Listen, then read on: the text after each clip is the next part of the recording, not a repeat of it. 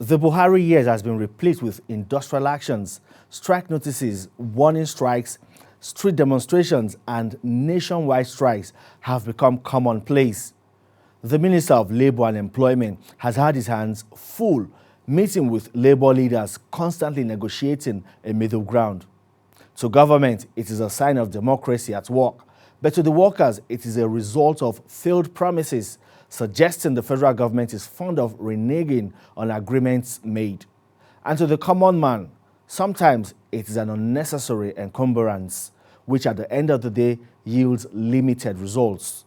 Some even believe that the strike option has been so overflogged by the labour unions that it has lost its essence. But to Labour, it remains the most effective way to get government to fulfill promises made to give workers better pay in order to enhance their living conditions. They cite the fact that government has no moral justification to deny workers of adequate pay, considering the humongous amount of money spent on running government.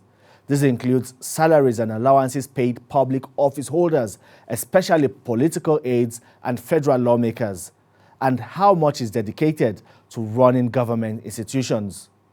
But in a nation with a mono economy, a growing population, and dwindling resources, is demanding a better pay for a minute part of the working force really the way forward? Government and some other analysts have argued that only 1% of the population gets to benefit from agreements eventually reached with various unions after strike actions, while majority of the population suffer from inconveniences brought about by their decision to down tools. Therein lies the issue. Can labour unions justify to the generality of citizens the strike action they embark on? Can government at all levels justify how much they spend on recurrent expenditure? Who really gains and loses at the end of the day by the constant confrontations between labour and government? This is Politics on Sunday. I am Femi Akonde.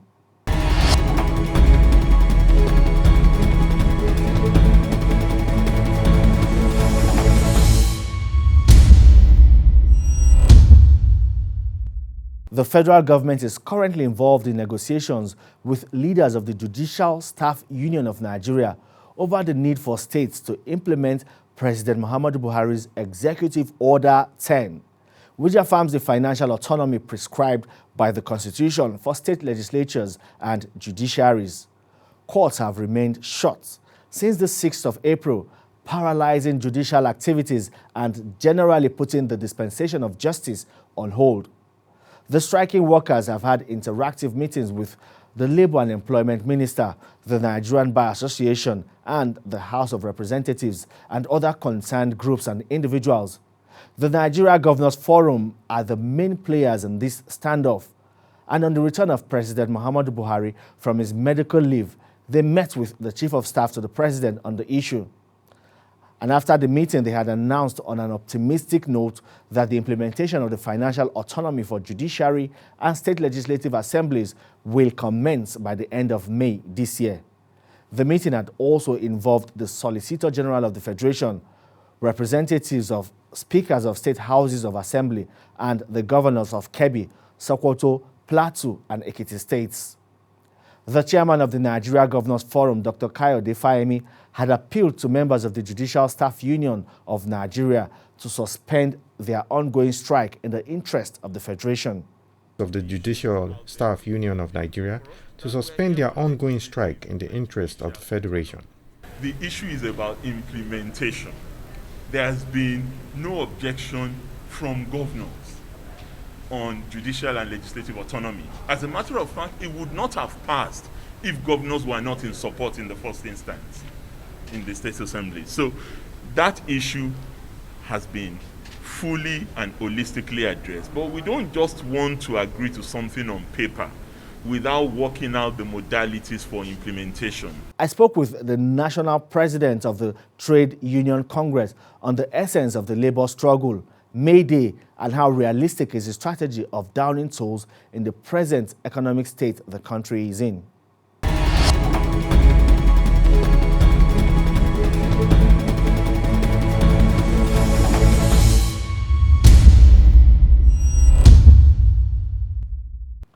It's International Workers' Day, and again, the plight of workers has been brought to the front burner.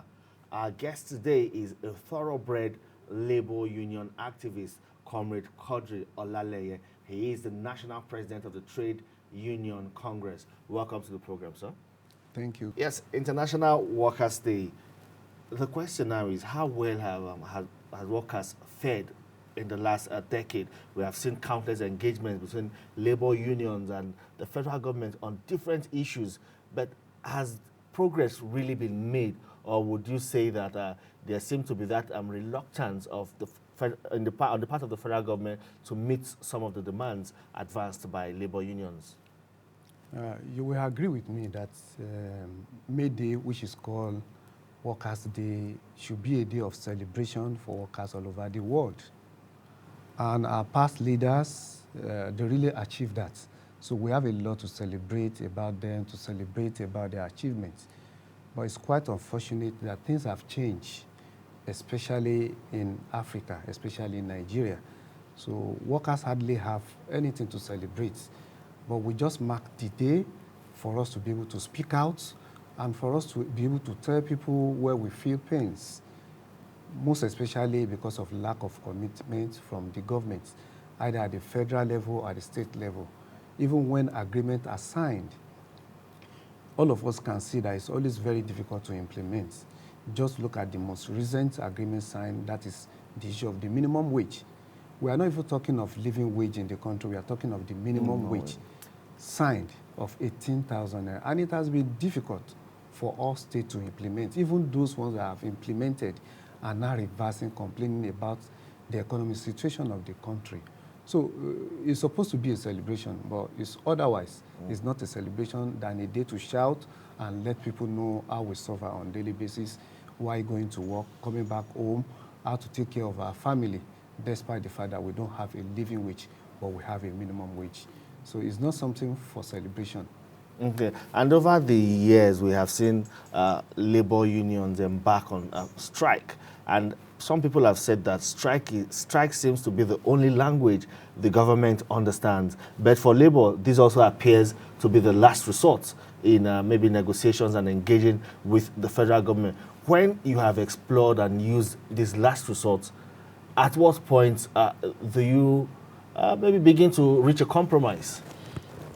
Yes, to politicians who form the government, a strike is like making them more popular, because each time we strike and they come to our aid to listen to us, that is when they come to us to listen to us and they try to solve some of the problem. But to labor movement is not the best for us. It is a show of shame, because we are not supposed to get to that level of declaring strike. If you know the process of declaring strike for labor union, we don't even want to dare it at all, because we have to follow a lot of processes before the NAC, NEC, CWC, and all the organs of the union will vote to take that strike. So from the beginning, we'll have been negotiating for months, at times for years. Look at the minimum wage that I just mentioned. You know how many years it took us to negotiate with federal government, setting up committees and different issues. So it is when we are pushed to the wall and we have no options, that is when we take the option of going on strike. But to our politicians, our government, I think it's something that can only force them to do what they are supposed to do. Maybe it boosts their career as a politician, but to labor movement is not something good for us, because we have other better things that we can do for our workers, our members, than going on strike on a daily basis. Another issue that is still on the front burner now is the stalemate between the labor union and the federal government on resolving issues in the petroleum sector.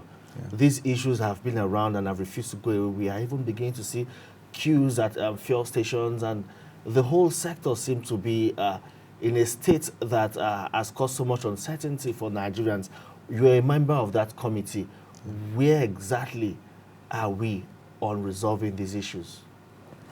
Yeah, a lot of effort have been put into that meeting, and you know, we started since last year, December, if I'm correct, and up to now.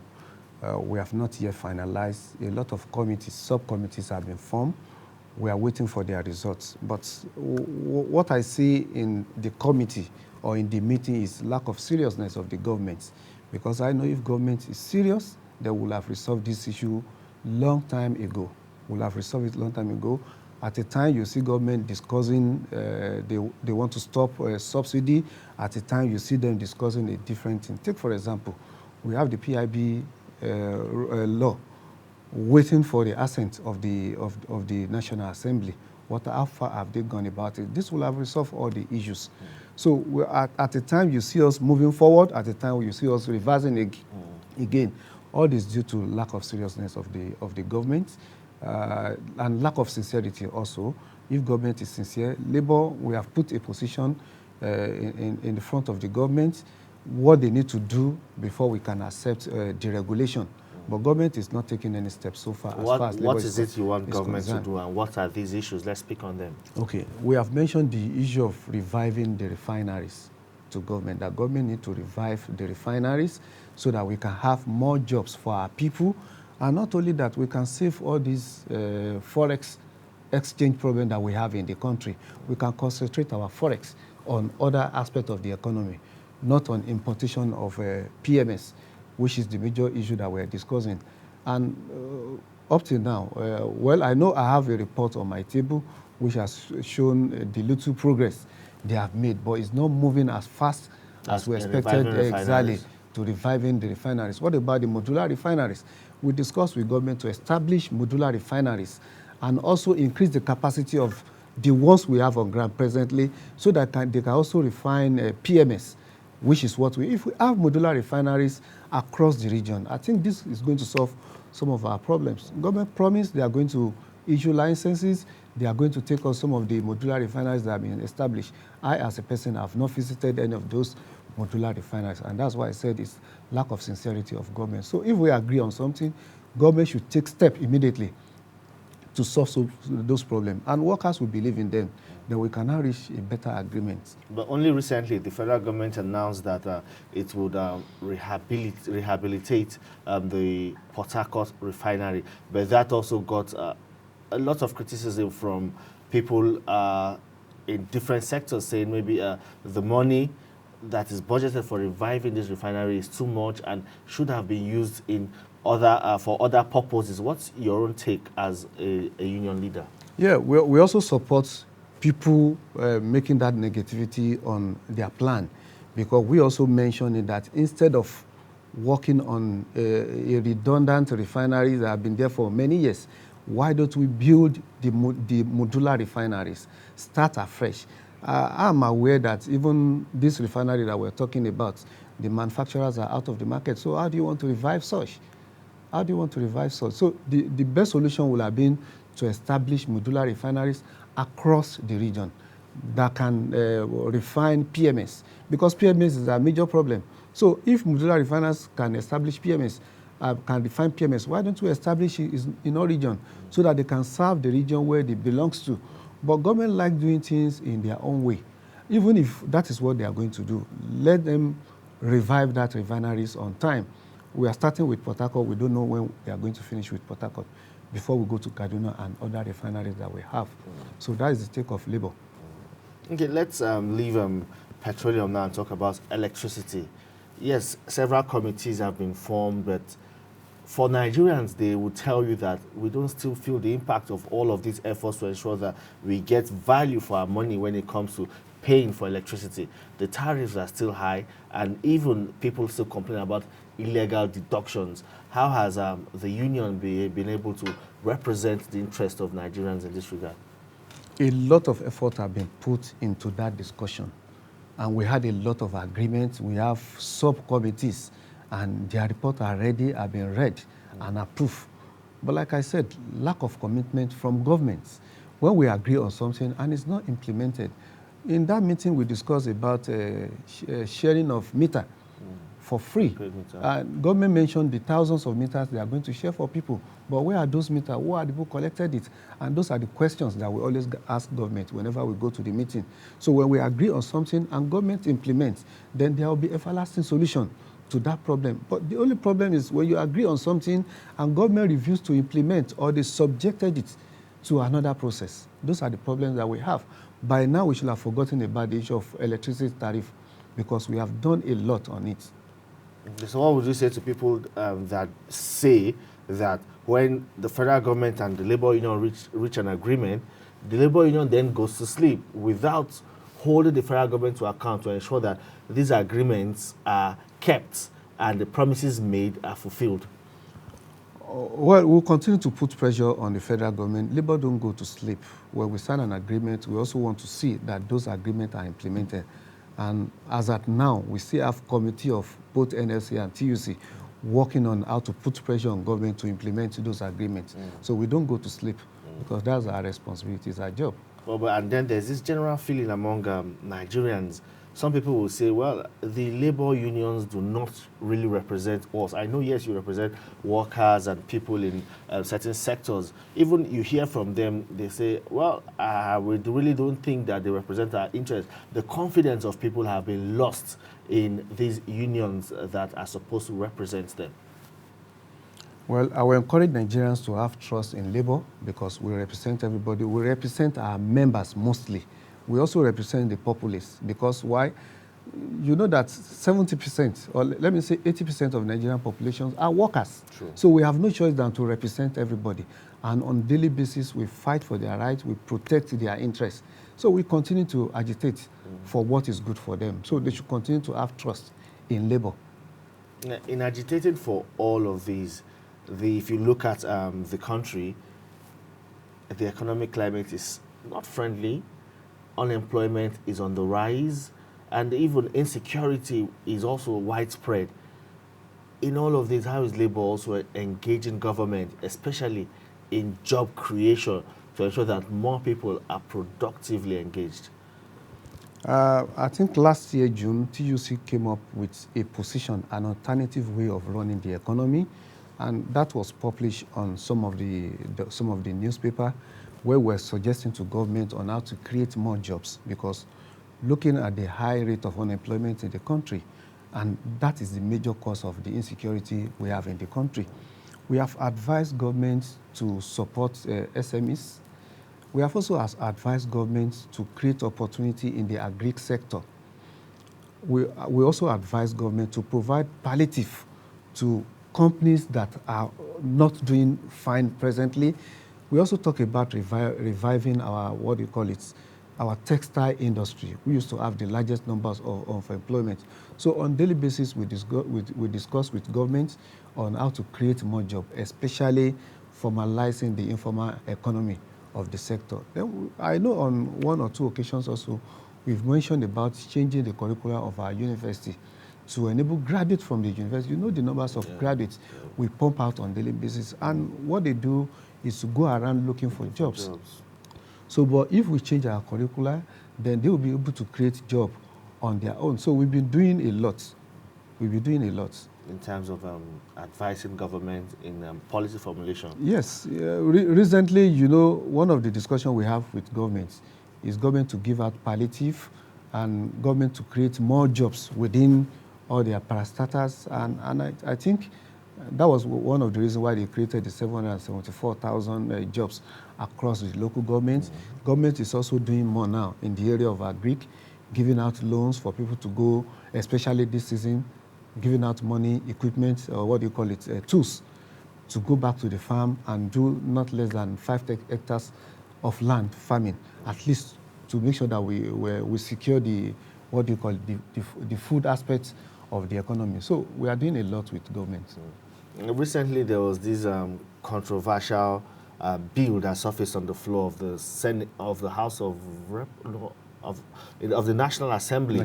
Yeah, where it was proposed that states should be allowed to determine their own minimum wage. Of course, Labour kicked against it, but some people also say that it appears Labour is not being considerate, because if you look at it, all fingers are not equal. All states, in terms of internet generated revenue and even their financial capacity, are not the same. Yeah. So why is Labour not allowing them determine what they can pay based on what they have in their purse? Yeah, the campaign, or the campaign from states to remove salary from exclusive to concurrent. Yes, Labour will always agitate against it. And there's no other reason that, government is supposed to show leadership by example. What federal government fix is minimum wage, not a living wage. States on their own can decide what will be their living wage. But for minimum wage to go to states, honestly, we'll be getting it wrong. Because even some of the governors are not ready to pay salaries. At the moment, if you look at all the 36 states that we have in the country, how many of them are paying salary on monthly basis? Some are owing 17 months, as much as 17 months. Some are owing 6 months. So if you now remove salary from exclusive to concurrently to be in charge for the governor to be in charge, automatically they will pay nothing. At the moment, they are not paying that token amount. So if you give it, if you remove it and put it within their purview, what do you think will happen? They will not pay, and that is what we are preventing. And we have a more insecurity situation in the country. So we are trying to help the economy of our country. It's not a selfish move. And once the state starts that, then it also extends to private sectors. True. It means you have private companies employing people without paying salary or paying a bigger amount. So what the federal government is fixing is the minimum wage, which means that is the minimum you can pay. State can do better, even without anybody telling us. If you pick a state like Lagos, Lagos should be able to pay above the minimum wage. But when you now transfer it to their purview, what will happen? Lagos may even decide to pay less. Another state will do otherwise. We know some of those governors that are anti-union, and they are the ones sponsoring that bill, and that is why we will not agree to that. It's our right, and we'll protect it. And it's in our law. Yeah, non-payment of salaries. How can this be checked, or how can state governors be held accountable to ensure that workers are paid their salary? Apart from workers serving as a check and balance for the state government, I think it's also the responsibility of federal government. Why do I say that? Because federal government give them allocation every month from the federal post. So they should ask them to give account of how they spend the money. And I think salary should be priority. Because I wonder how those people that are not paying salary, how they go to sleep. You are owing more than 6 months' salary, and that worker continue to come to work, and you feel safe with that situation. Honestly, it's a very bad situation, and it's the responsibility of federal government also, since you are giving allocation to them, to ask them how much do they spend in paying salary, and at what time. So federal government should be in charge of fixing even the date of salary payments to all states. So it's the responsibility of federal government. It's also our responsibility also, and that's why you see that we are moving from one state to another, declaring strike to make sure they implement the minimum wage and they pay backlog of salaries. But has this worked? Because we have seen Labour going to some states to declare strike for sometimes 2 weeks, and the governor would not budge. Yeah, I think it has been working. I don't want to mention states, but I know 1 to 3 states that have declared strike and were serious with it, and they implemented and they are paying. It has worked. So what should workers look forward to? It's Workers' Day. You say there's nothing much to celebrate, but what more should they look forward to, especially on the part of unions, to ensure that they advance the cause of these workers? Yeah, workers' expectation from us should be that we continue to advance their interests, especially we ensure that they implement the minimum wage, and we're also going to ensure that states pay salaries on time. It's a must. It's a priority, even priority that is higher than the one of the governor. But what you see is that our leaders today, they are concerned about their own lifestyle. A leader should shape his own lifestyle to satisfy others first before his or herself. So workers should expect that we continue to give it our strength. I also expect that at the May Day rally in all states, they should mention all these problems. They should mention it out so that we can map out a plan on how we are going to achieve them in each state. But for TUC, I know we have a program, we have a timetable, and we are going to move from one state to another to make sure we resolve all these issues.